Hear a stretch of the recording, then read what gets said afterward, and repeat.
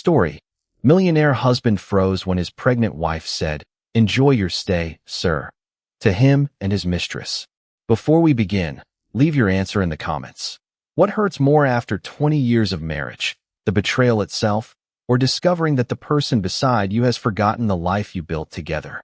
Stay until the end, because this story does not promise easy revenge or a perfect second chance. It asks a harder question. Can a man become better after the woman he loves has finally stopped carrying him? If you value stories about marriage, family, dignity, and the lessons people often learn too late, subscribe to the channel and share this story with someone who believes quiet people should never be mistaken for powerless ones. Now listen, because on the night Ethan Whitmore returned to the family estate with Scarlett Monroe, Amelia Parker was waiting beside the fireplace, and the envelope in her hand did not contain a threat. It contained the truth. "Ethan, before you come any farther, your lawyer asked me to give you this." Amelia's voice was calm. Ethan stopped inside the entrance of the Whitmore home in Scarsdale. He was 56, silver beginning to show at his temples, his black suit still carrying the smell of rain.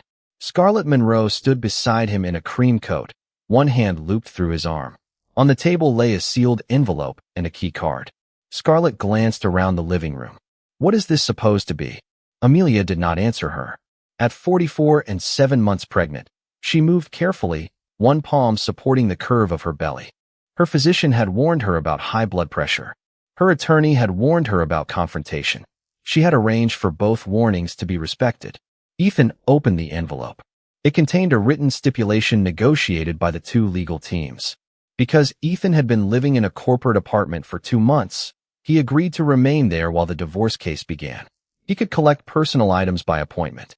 Neither spouse would sell, transfer, borrow against, or hide substantial property outside ordinary expenses. The marital home would remain stable during Amelia's high-risk pregnancy unless the parties agreed otherwise or a court ordered a change. "The apartment's water line broke," Amelia said. "Your assistant reserved the hotel for 2 nights." Ethan stared at his own electronic signature. "I told Martin to handle the paperwork." "He did. This is still my house. It is our marital home. No final decision has been made about it." Scarlett released his arm. "You said she was leaving." Ethan looked at Amelia. "I thought you understood." "I understand more than I did yesterday." The sentence unsettled him. For years, Ethan had known how Amelia responded to pain. She became quieter. She asked careful questions. She gave people more time than they deserved. When their first adoption failed, she comforted the birth mother. When Ethan's brother died, Amelia managed the funeral while Ethan could barely stand. When Whitmore Holdings nearly collapsed, she sat beside him through every night he believed he had ruined their future. He expected that woman to protect him again. Instead, she handed him a document that protected them both. "What have you filed?" he asked. "A divorce action based on the marriage being irretrievably broken. My attorney requested financial disclosure, a neutral business valuation, and temporary arrangements for the baby." Scarlett gave a nervous laugh. "She thinks she owns your company." Amelia looked at her then. There was no hatred in her face. "No, I know what I own, what Ethan owns, and what was built during our marriage are 3 different questions. That is why adults use records, appraisers, and lawyers instead of making declarations in a hallway." Ethan's expression hardened. "You rehearsed that?" "No, I learned it." He stepped closer. "This does not have to become ugly." Amelia looked at the man she had loved for 21 years. "It became ugly when you planned a future around my silence." Long before the estate, the corporate apartment, and the reporters who called Ethan a self-made millionaire, there was a 2-room rental above a laundromat in Yonkers. The heat failed every winter. The pipes knocked at night. Ethan kept business plans in a milk crate because they did not own a filing cabinet. Amelia was 23 when she met him at a food bank fundraiser. He was 35, recently divorced, embarrassed by a failed restaurant business, and helping unload canned goods because his older sister had volunteered him. He made Amelia laugh by balancing 3 boxes and announcing that dignity was overrated. She noticed his sadness before she noticed his ambition. Ethan had an idea for a company that would help small manufacturers coordinate purchasing, warehousing, and delivery. He understood sales and relationships, but little about operations. Amelia worked at a regional hospital managing procurement. She knew contracts, vendor reliability, inventory shortages, and the cost of promises that looked good on paper but failed in practice. Their age difference worried her mother. "He has already lived one life," her mother said. "Be certain he is not asking you to repair it." Amelia remembered that warning for years. Ethan did not ask her for money. He asked her to look at his plan. She spent an entire Sunday marking it with red ink. "You removed half of it," he said. "The half that would bankrupt you." He smiled. "So the other half is good?" "The other half might only exhaust you." They began working together. Whitmore Logistics started with 3 small clients, one rented warehouse section, and a delivery van that stalled at traffic lights. Ethan found customers. Amelia designed the purchasing schedules and created vendor score systems. She continued working at the hospital for health insurance while spending nights on company records. They married 2 years later at a lakeside inn. Ethan's first marriage had ended without children. Amelia wanted a family, but both agreed to wait until the business could survive a week without them. The business did not become easier. It became larger. During the first serious crisis, a client bankruptcy left Whitmore Logistics unable to pay 2 major vendors. Ethan considered closing. Amelia contacted every creditor, negotiated extensions, and persuaded a local manufacturer to prepay for a discounted annual contract. She also invested a modest inheritance from her grandmother through a written stock purchase prepared by counsel. The shares represented 12% of the company at that time. "You do not need a contract with me," Ethan said. "I need a contract with the company," Amelia answered. "Marriage deserves trust. Business deserves records."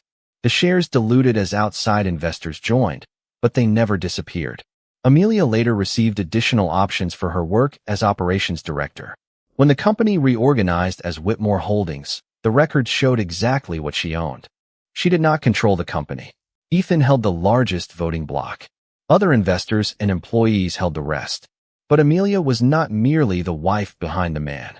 She was an early shareholder, former executive, and the person whose systems allowed the company to expand without collapsing. For the first 10 years, Ethan said so publicly. Then success became normal. The company acquired competitors. Ethan appeared on financial television. Amelia left daily operations after her father suffered a stroke and her mother developed severe arthritis. She spent 5 years coordinating their care.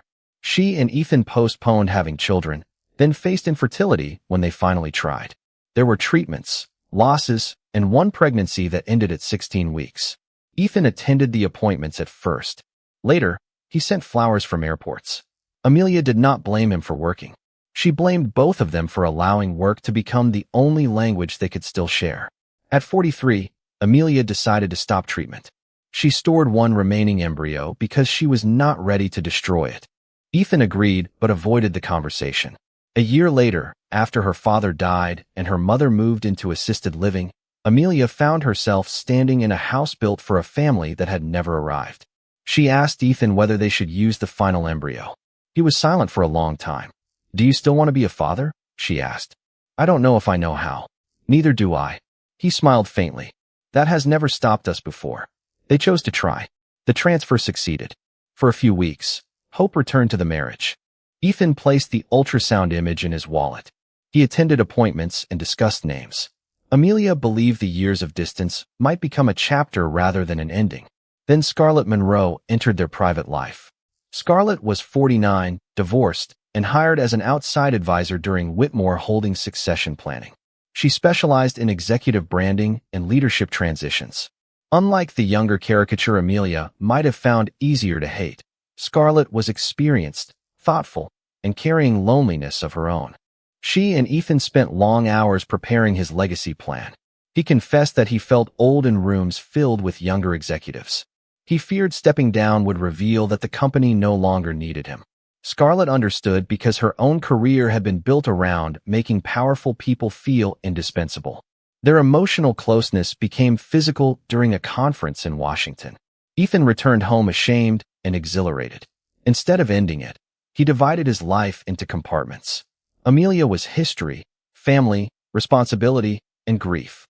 Scarlett was admiration, escape, and the illusion of beginning again without explaining the past. Scarlett knew he was married and that Amelia was pregnant. Ethan told her the marriage had been over in every meaningful way for years. That sentence allowed both of them to continue. Amelia discovered the relationship when Ethan's tablet, still connected to a shared household calendar, displayed a message preview. Scarlett, once the board transition is announced and the separation papers are signed, we can stop hiding. You said Amelia would accept the house and let the company go. Amelia did not open the conversation. She photographed only the notification visible on the screen and called a lawyer the next morning. Her lawyer was Rachel Kim, a 60-year-old matrimonial attorney known for refusing theatrical promises. Do not guess passwords, Rachel said. Do not copy private accounts. Do not move money. Do not threaten anyone. We can obtain relevant information through lawful disclosure. Your task is to gather records you already have a right to possess. Amelia brought tax returns, shareholder statements, board correspondence sent to her, estate documents, insurance information, and the original stock purchase agreement. Rachel studied them. You have legitimate property rights. That does not mean you become chief executive because he was unfaithful. A court will distinguish separate property, marital property, and business value. Your direct and indirect contributions matter. The likely goal is valuation and a fair financial resolution that does not destroy the company. I do not want to destroy it. What do you want? Amelia looked at the ultrasound photograph in her purse. I want my child protected. I want my work acknowledged. I want an honest accounting. And I want to stop living as though gratitude is something I must earn every morning. Rachel nodded. Those are goals. Revenge is not. That evening, Ethan said they needed to talk. They sat in the library where Amelia's father once read newspapers during visits. Ethan did not immediately mention Scarlett. He spoke of distance, different needs, and the possibility of handling things privately. You will be comfortable, he said. The house can remain yours for now. I will provide for the baby. Amelia heard the language of a contract proposal. Do you love her? She asked. His face changed. That is not the point. It is the only part of this conversation you did not prepare. He looked toward the fireplace. I care about her. And me? I will always care about you. The word always sounded surprisingly small. Amelia asked, Did you tell her I would give up my company interests? I said you had no desire to be involved. That is not the same thing. You left operations years ago. I left to care for my parents and to endure medical treatments we chose together. Ethan stood. I am not erasing you. You already rewrote me. He moved into the corporate apartment 2 days later. Scarlett visited often. Ethan told himself separation had begun, even though no papers were filed and no honest conversation had taken place until Amelia forced it. Rachel commenced the divorce after confirming residency and the legal ground. The standard financial restraints prevented either spouse from improperly transferring substantial assets during the case. Amelia did not seize accounts. Ethan could continue ordinary business operations, but extraordinary transfers required proper process. A neutral forensic accountant was appointed by agreement to value relevant company interests. The parties exchanged sworn financial information. Rachel requested records showing whether marital or company money had paid for Scarlett's travel, gifts, or apartment expenses. The purpose was accounting, not moral punishment. The first corporate conflict arose from Ethan's succession plan. He proposed selling a minority stake to a private equity fund and using part of the proceeds to finance a rapid national expansion. Scarlett's advisory firm would receive a substantial success fee if the transaction closed. Ethan had disclosed the firm's contract, but not their personal relationship. Amelia still received shareholder notices. Her stake had been diluted to 7%, and she lacked power to block the transaction alone. Yet the company had independent directors and a conflict policy requiring personal relationships affecting judgment to be disclosed. Through corporate counsel, not the press, Amelia informed the lead director. The board postponed the vote and began an independent review. Ethan called her immediately. You went behind my back. I notified the board of information relevant to a transaction. You are using our marriage to interfere with my company. Our marriage is one reason I know the advisor has a conflict. My shareholder rights are another. Scarlett's work is excellent. Then an independent board can evaluate it after full disclosure. Ethan lowered his voice. You want to humiliate me? No. I want you to stop treating transparency as humiliation. The review did not find that the proposed investment was fraudulent. It found that the expansion assumptions were aggressive and that Scarlett's success fee needed renegotiation by directors who knew the full conflict. The board delayed the deal, reduced its size, and required Ethan to recuse himself from decisions about Scarlett's contract. Scarlett resigned rather than continue under scrutiny. She did not disappear from Ethan's life immediately. At first, she blamed Amelia for weaponizing shareholder rules. Ethan agreed because agreement was easier than responsibility. Then Scarlett asked a question he could not answer. If the marriage was truly over, why are you so angry that she has stopped protecting your image? Ethan stared at her. Scarlett continued, You told me she did not understand business anymore. She understood that board better than either of us. Their relationship began to crack. The night Ethan brought Scarlett to the estate, he intended to collect clothes and prove that Amelia could not dictate his movements. His attorney had already signed the temporary residence agreement because Ethan voluntarily lived elsewhere and Amelia's doctor requested stability. He had not read it. Now he stood with the key card in his pocket while Rachel watched from the library doorway. Your counsel can seek a different arrangement, Rachel said. Tonight is not the time to create a confrontation. Scarlett walked back toward the door. Ethan remained. Amelia, what do you think happens now? The appraisers finish their work. The board handles the company. The lawyers negotiate. We prepare for the baby. You say that like 21 years can be processed in separate departments. No, she said. I say it because you mixed everything together when it suited you. Marriage paid for business. Business hid the affair. Our home became a place you expected to enter with someone else. Separation requires boundaries. He looked at her belly. Is she moving? Yes. Can I? He stopped before asking to touch her. Amelia saw the hesitation and felt grief rather than victory. You may say good night, she told him. Ethan stood several feet away. Good night, little one. The baby moved again. Scarlett waited outside in the rain. Ethan left without going upstairs. The months that followed contained none of the instant justice people imagine in stories. Valuation took time. Experts reviewed decades of records. They traced Amelia's inheritance investment, the shares purchased with it, later option grants, and increases in value during the marriage. They studied Ethan's holdings, compensation, retirement assets, real estate, and debt. The neutral expert concluded that Amelia's original shares and traceable portions connected to her inheritance required separate property analysis, while other appreciation and interests reflected marital effort. Her contributions as an executive, caregiver, spouse, and parent-to-be were relevant, but no evaluator suggested dismantling Whitmore Holdings. Rachel explained the options. Amelia could retain her shares, negotiate a buyout, or receive a distributive award based on the marital property determination. A court might prefer money over forcing former spouses into indefinite business conflict. The questioned expenses were far less dramatic than gossip would later suggest. Ethan had used marital funds for jewelry and travel with Scarlett and allowed the company to cover some mixed-purpose trips.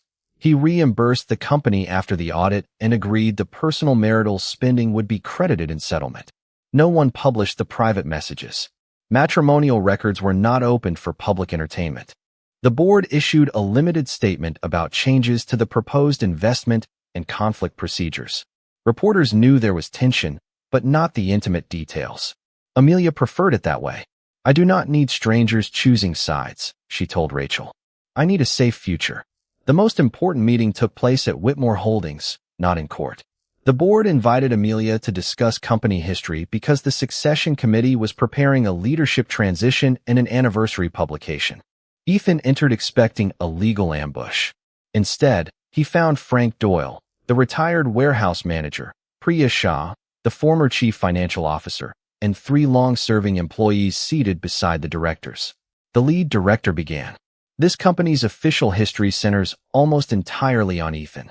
That history is incomplete. Before we select the next chief executive, we need an accurate record of how the organization was built. Frank spoke first. Ethan brought in clients nobody else could reach. But Amelia made sure we could serve them. When the first warehouse flooded, she slept in the office and rerouted every order. Priya added, she created the vendor controls that allowed us to pass our first institutional audit. Investors would not have funded the expansion without them. Ethan looked at Amelia. She had not prepared a speech. The director asked, Mrs. Parker, what recognition are you seeking? Accuracy, Amelia said. Not a title I no longer hold. Not Ethan's position. I want corporate records to identify the early team, the capital sources, and the operational work truthfully. I also want the next leadership plan to reduce dependence on any one personality. Ethan's face tightened at the final phrase. Then Frank turned toward him. You taught us to move fast. She taught us not to leave people under the wheels. Both mattered. Silence filled the room. For decades, Ethan had feared that sharing credit would make him smaller. Sitting among the people who remembered the beginning, he finally saw the opposite. The company became more credible when its story included the truth. I approve those biographies, he said. I knew they simplified things. Amelia watched him. I told myself the public needed one founder, he continued. What I really needed was to believe I had earned everything alone. The admission did not restore the marriage. It did something more honest. It ended the lie. The board voted to correct historical materials, formalize a team-based succession process, and appoint a chief operating officer with authority independent of Ethan. The revised investment transaction proceeded at a smaller scale after conflict review and without Scarlett's firm. Ethan remained chief executive for 18 months, then became executive chair as part of a planned transition. A divorce judge did not remove him. Amelia did not take over. Governance, evidence, and time changed the company more effectively than spectacle. The private settlement conference happened when Amelia was 34 weeks pregnant. A retired judge serving as mediator listened while both sides explained their positions. Amelia proposed retaining a small portion of her shares and selling the rest through a structured company redemption based on the neutral valuation. She wanted security for the payments, continued health coverage as required during the transition, fair distribution of other marital assets, and a protected education and medical fund for the child.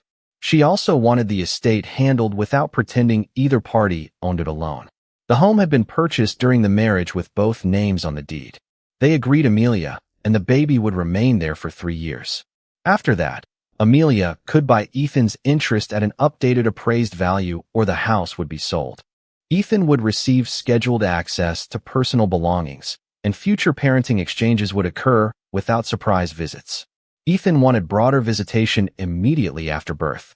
The mediator said, a newborn schedule is not a symbol of either parent's importance. Build gradually around the child's medical needs.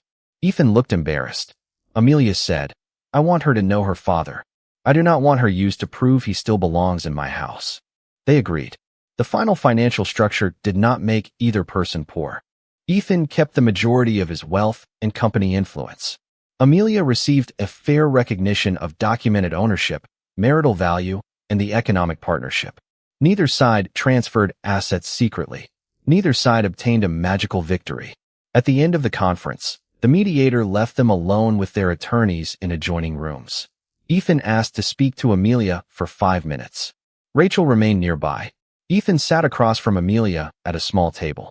Without the boardroom, the estate, or Scarlett, he looked like the man from the apartment above the laundromat. I thought I loved her, he said. Do you? I loved how I felt when I did not have to remember who I had disappointed. Amelia lowered her eyes.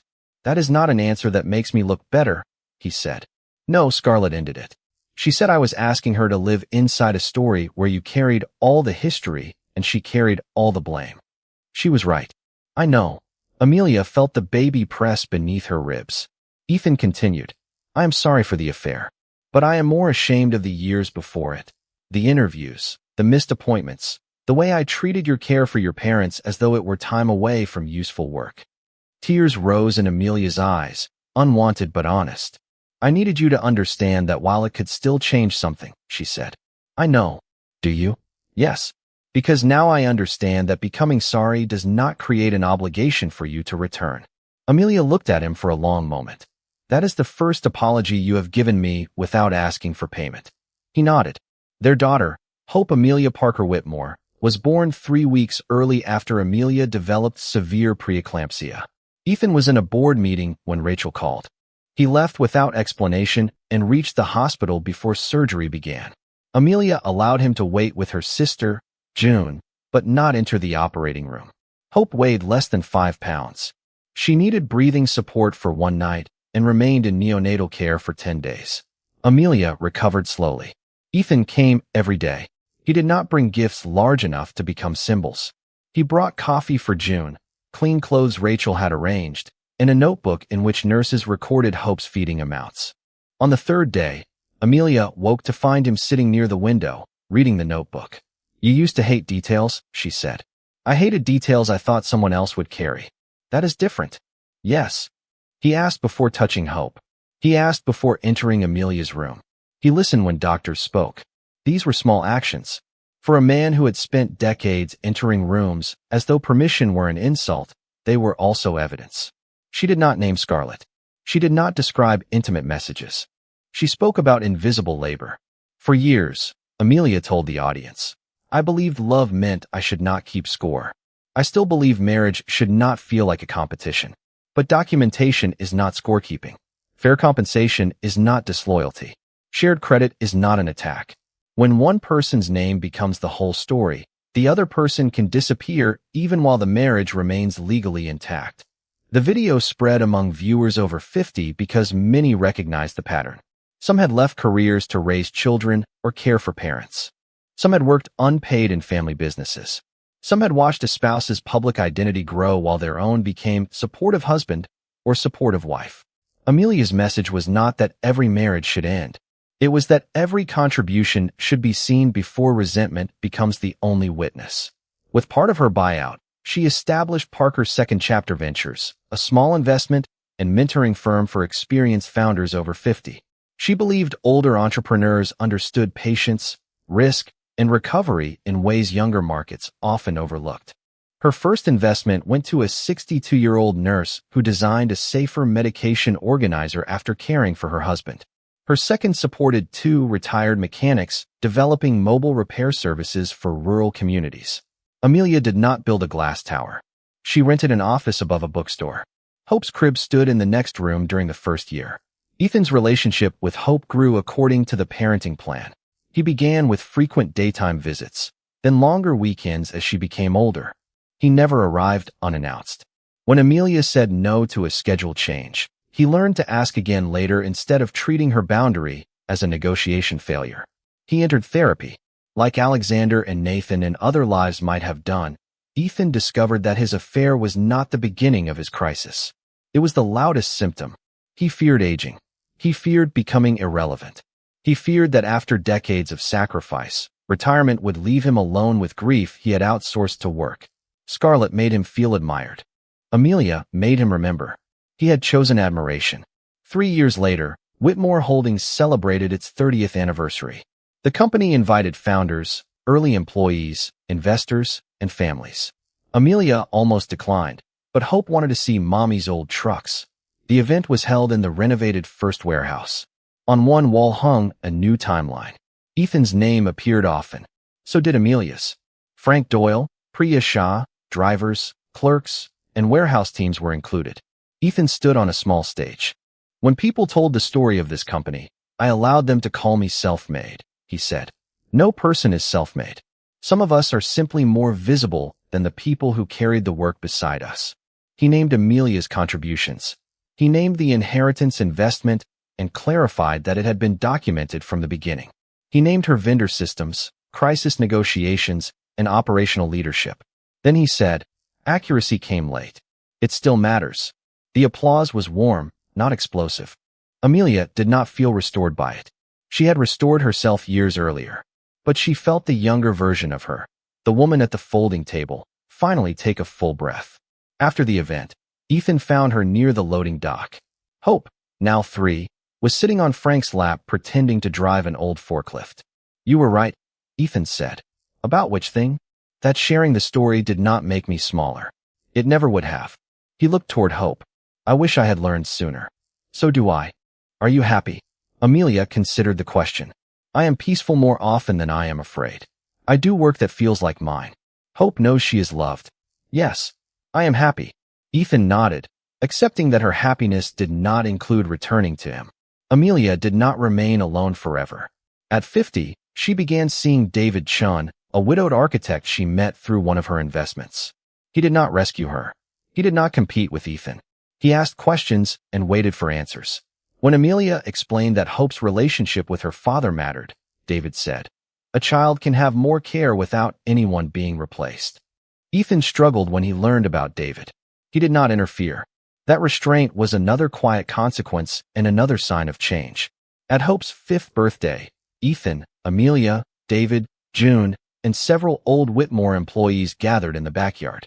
Hope wore a crown made from construction paper and demanded that every adult participate in a treasure hunt. At one point, Ethan and David were assigned to the same team. "This is awkward," Ethan admitted. David smiled. "Only if we make a 5-year-old responsible for our feelings." Ethan laughed despite himself. Across the yard, Amelia watched them and realized that peace was not the absence of history. It was history no longer controlling every room. Years later, when Hope asked why her parents divorced, Ethan and Amelia answered together. "I broke promises," Ethan said. "Your mother protected herself and you." Amelia added, "Your father worked hard to become a dependable parent after that." Hope looked between them. "Did you forgive him?" Amelia said, "Enough to stop carrying anger. Not in a way that changed the decision." Ethan nodded. Forgiveness and reunion are different. That lesson became part of Hope's inheritance. The hotel key card from the rainy night remained in Ethan's desk. He had written the date on the back. When he moved from executive chair to retirement, he found it beneath old business cards. He brought it to Amelia during a parenting exchange. "I kept this because I thought it marked the night you took control away from me," he said. "And now I think it marked the night you stopped taking responsibility for choices that belonged to me." Amelia turned the card over in her hand. "Keep it," she said. "You learned something from it." "I learned several things. Then it has earned its place." He smiled. There was no kiss. No promise that time had repaired what betrayal broke. Some stories honor love by refusing to pretend that every apology deserves another marriage. Ethan retained wealth, a respected place in the company's history, and a relationship with his daughter. He also lived with the knowledge that Amelia's next chapter grew after she stopped building around him. Amelia received a fair financial resolution, but money was not her deepest recovery. Her deepest recovery was the right to describe her own life without shrinking it for Ethan's comfort. The legal process did not crown her queen of Whitmore Holdings. It valued ownership, traced property, protected ordinary stability, and created space for negotiation. Corporate governance, not a divorce judge, addressed the conflicts surrounding Scarlett's contract and the succession deal. Private family records stayed private. Public company decisions were disclosed through the company. The process was less dramatic than instant revenge. The result was more believable. And for viewers who have lived long enough to know that most endings are mixed, it carried a deeper truth. Ethan was not destroyed.